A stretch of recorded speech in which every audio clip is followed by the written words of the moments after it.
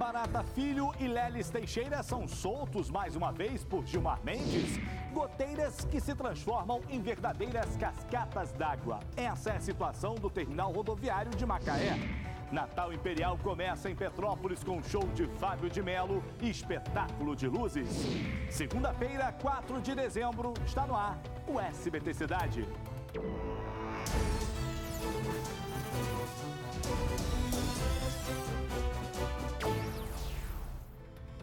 Olá, boa noite, muito bem-vindo, bem-vinda ao nosso programa. Muita calma e foco, porque a semana está apenas começando e o nosso primeiro assunto é esse aqui. O ministro do Supremo Tribunal Federal, Gilmar Mendes, mandou soltar pela terceira vez Jacó Barata Filho e o ex-presidente da FETranspor, Lelis Teixeira. Os dois estavam presos na cadeia pública de Benfica, no Rio de Janeiro, acusados de fazerem parte de um esquema de propina no setor de transportes, que movimentou aí 260 milhões de reais. Fabiano Martinez conta essa pra gente, veja. O empresário Jacó Barata Filho e o ex-presidente da FETranspor, Lelis Teixeira, deixaram a cadeia de Benfica no sábado à noite. Eles foram liberados depois que o ministro do Supremo Tribunal Federal, Gilmar Mendes, mandou soltar a dupla pela terceira vez.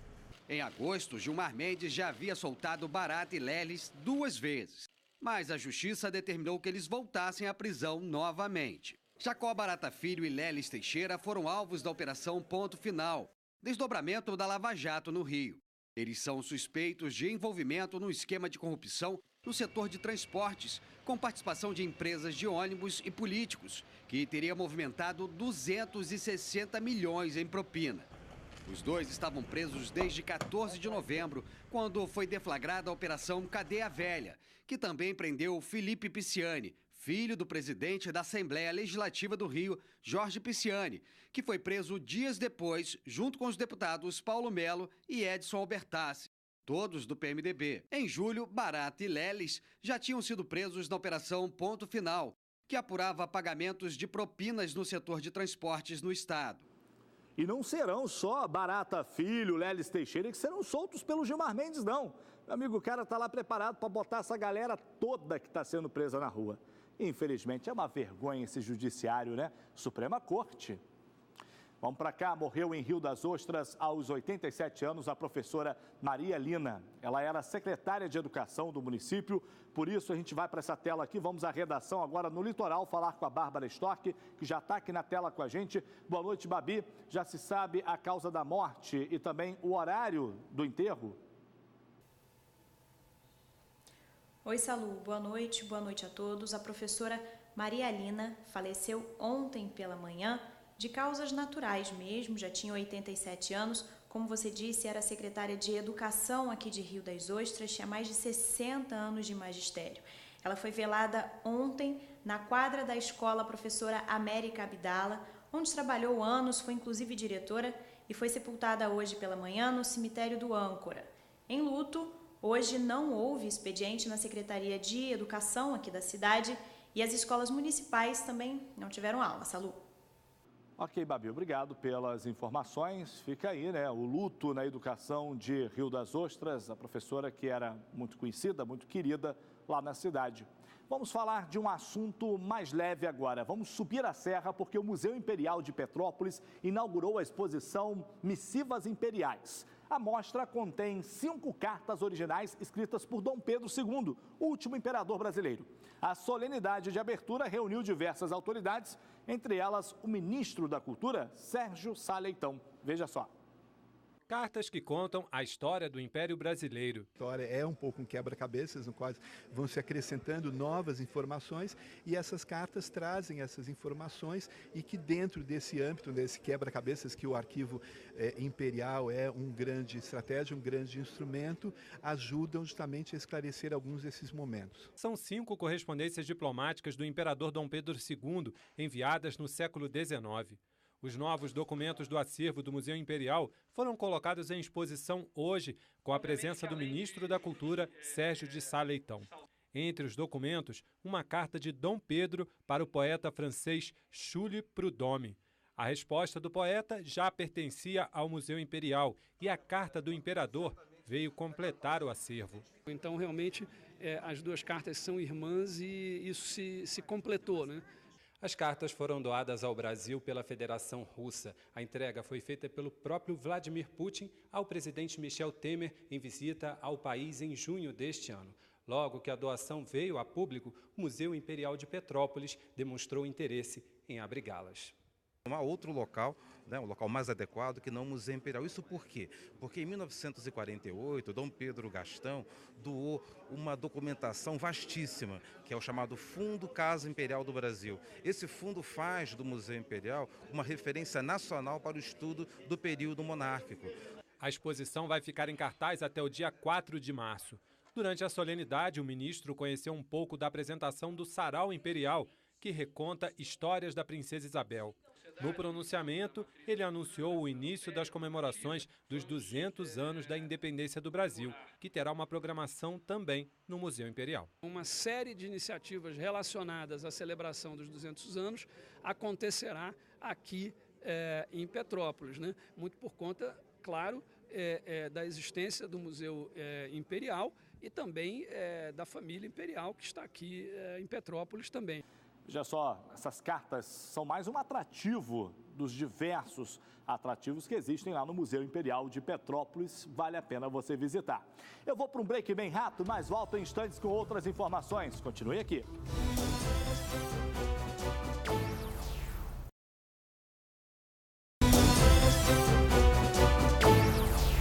Muito bem, já estamos de volta, seguimos aqui com o nosso programa, nosso SBT Cidade. Gente, agora um apelo aqui. Um cão da raça Chow Chow está desaparecido desde o último domingo. Você está vendo foto dele aí. Ele é de Costa Azul, cidade de Rio das Ostras. Ele atende pelo nome de Yankee. Os donos estão desesperados porque ele ajuda no tratamento de saúde de uma criança que gosta muito aí do cãozinho, que está inclusive tendo uma recaída no tratamento por causa do desaparecimento do animal. Se você tiver alguma informação sobre o Yankee, esse Chow Chow, é só ligar para o número que está aí na sua tela. A família inclusive está oferecendo recompensa a quem ajudar a encontrar o Yankee, tá bom? Por favor, gente, vamos ligar caso você realmente tenha informações sobre o cachorro. Seguimos nessa aqui, vamos para o litoral norte do estado. Em Macaé, as chuvas têm provocado muitos transtornos. Por lá, gente, os problemas vão além daqueles alagamentos de rotina nas ruas do município. O transporte público, quem usa o transporte público, flagrou uma verdadeira cachoeira descendo do teto do terminal rodoviário durante uma chuva. No HPM e no Teatro Municipal de Macaé, as cenas se repetem. É goteira que não acabam mais. Nós vamos acompanhar essa realidade agora na reportagem de Bárbara Storck, com imagens de Alexandre Leite. Veja só. Você está na rua e precisa pegar um ônibus, mas começa a chover forte. Um terminal rodoviário parece ser um local protegido da chuva, certo? Mas não em Macaé. Veja como fica o terminal central da cidade quando chove. O vídeo foi gravado no final da semana passada. As goteiras parecem verdadeiras cachoeiras, mas não é difícil entender o porquê desse volume de água, não. Veja as condições do telhado do terminal. Parece inacreditável. Essa cobertura aí é um perigo. É só ventar, chover, de repente, acho que a pessoa está aqui embaixo. Caos total, porque chove mais dentro do terminal do que fora dele. A gente fica fazendo um balé dentro do terminal. Tem uma goteira de um lado, você corre para o outro. A cascata de água da chuva não é um luxo apenas do terminal rodoviário de Macaé, não. Veja como ficou o Teatro Municipal durante uma apresentação infantil de final de ano. Tudo alagado. E de onde vem tanta água? Aqui ela também veio do teto. As goteiras viraram uma espécie de padrão nos prédios públicos da cidade. Nem mesmo o HPM, o Hospital Público de Macaé, se livra do telhado furado. E sabe qual setor é um dos mais afetados? Nada menos que o centro cirúrgico da unidade. Grave, não? E a situação parece que não vai melhorar, pelo menos durante toda a semana, já que o tempo está nublado e a previsão é de chuva todo dia. E se a previsão é de mais chuva, galochas, capas e guarda-chuvas são itens fundamentais para quem mora em Macaé, seja dentro do teatro, debaixo do terminal de ônibus ou em uma mesa de cirurgia. Um barco, um bote, eu vou trocar meu carro e uma lanchinha para que eu venha a andar pela Macaé. Muito bem, né? A prefeitura mandou uma resposta, disse que está fazendo licitação aí para o terminal, que já está em andamento a manutenção lá no hospital, no telhado do hospital, no teatro também. Mas acontece, prefeitura, que esse tipo de manutenção é uma coisa que, no meu ponto de vista, é corriqueira, é no dia a dia, né? Tem que ser feito no dia a dia. Não precisa de licitação, a gente não está falando de trocar um telhado todo, agora tapar a goteira, né? É o básico.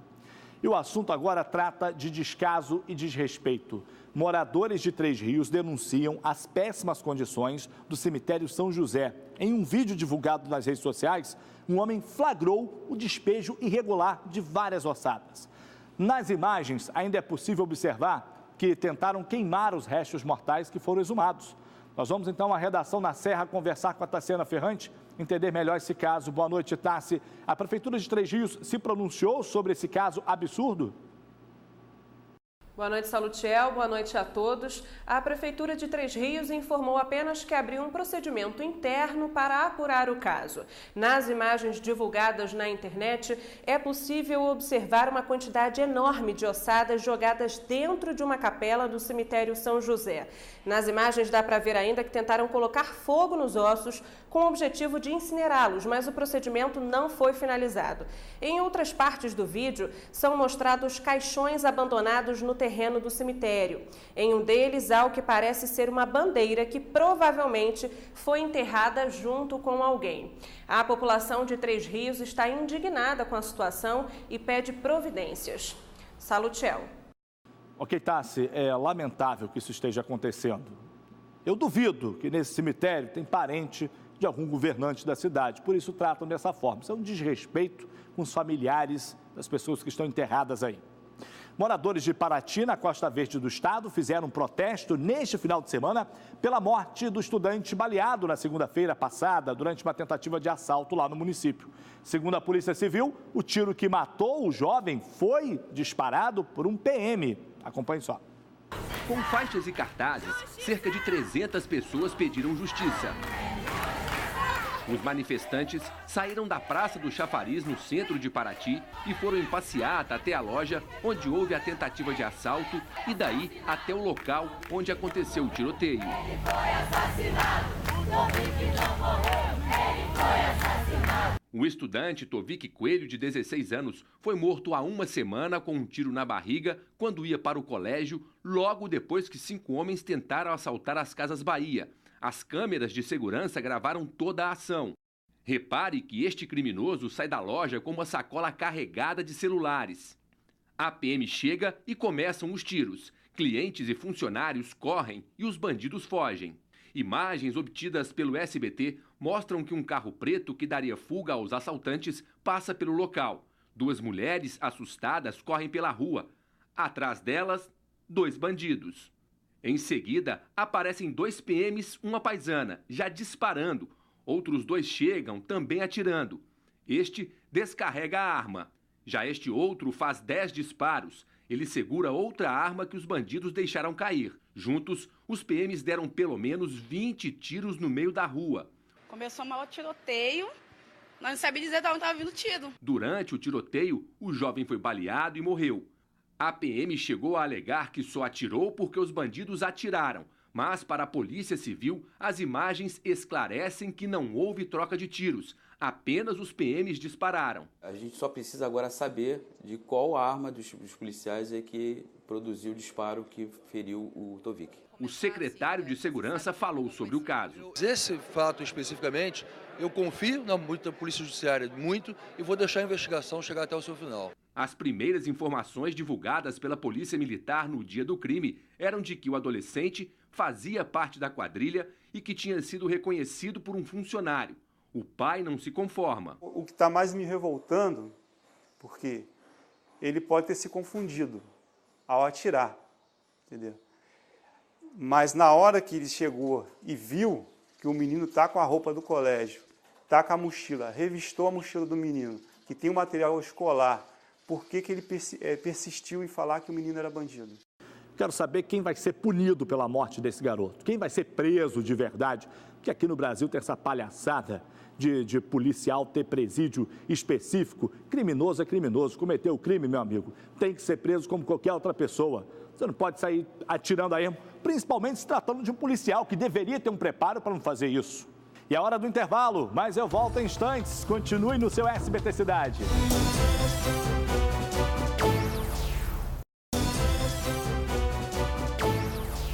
Já estamos de volta, foi rapidinho. Agora uma notícia preocupante que pode trazer desemprego, inclusive, para o sul do estado. A Secretaria Estadual do Ambiente notificou a Companhia Siderúrgica Nacional, a CSN, a paralisar as atividades na usina Presidente Vargas, que fica em Volta Redonda, em 10 dias. O documento foi entregue pelo INEA e pela Comissão Estadual de Controle Ambiental. A alegação é que a companhia não cumpriu as exigências previstas em um termo de ajustamento de conduta assinado em abril do ano passado. Pode rodar. A notificação foi entregue na última sexta-feira. No documento consta que a Companhia Siderúrgica Nacional, a CSN, não cumpriu uma série de medidas estabelecidas em um termo de ajustamento de conduta, o chamado TAC. Entre elas, medidas para redução da emissão de poluentes na cidade de Volta Redonda. A notificação prevê o encerramento das atividades da CSN dentro de 10 dias. Em um site de notícias, a companhia informou que recebeu a notificação dos órgãos ambientais estaduais com profunda estranheza, uma vez que a companhia está em processo de negociação com o governo do estado do Rio de Janeiro sobre o TAC atualmente em vigor. A companhia também disse que vai responder à notificação para assegurar a manutenção das suas atividades e que uma auditoria independente aceita pelas autoridades ambientais atestou que dos 15 itens compromissados no termo, 12 foram cumpridos integralmente e que apenas um permaneceu em análise. Olha, eu não quero aqui defender a empresa, eu só quero defender o emprego das pessoas. Eu acho que tem que ter um acordo nisso aí, a empresa tem que cumprir, sim, com as legislações, né, que regem em torno do meio ambiente, mas não pode ter uma medida tão drástica assim. Imagina só a quantidade de pessoas desempregadas se essa empresa realmente venha paralisar as atividades. Tem que ter um meio termo. Vamos acompanhar, tomara que tudo termine bem, tanto para o meio ambiente quanto para os empregados. O Natal Imperial em Petrópolis, região serrana do Rio, começou nesse final de semana. Olha, na sexta-feira teve show com Fábio de Mello, padre famoso, né? E um verdadeiro espetáculo de luzes. O público, é claro, se encantou e lotou a Praça da Liberdade, no centro lá de Petrópolis. Veja só. Petrópolis se iluminou para receber o Natal. Por isso que a cidade está muito lotada e as luzes, nossa senhora, eu estou achando muito lindo. As árvores do centro histórico da cidade receberam mais de 2 milhões de microlâmpadas que encantaram moradores e turistas. O Natal Imperial foi aberto no último fim de semana com o show do padre Fábio de Mello.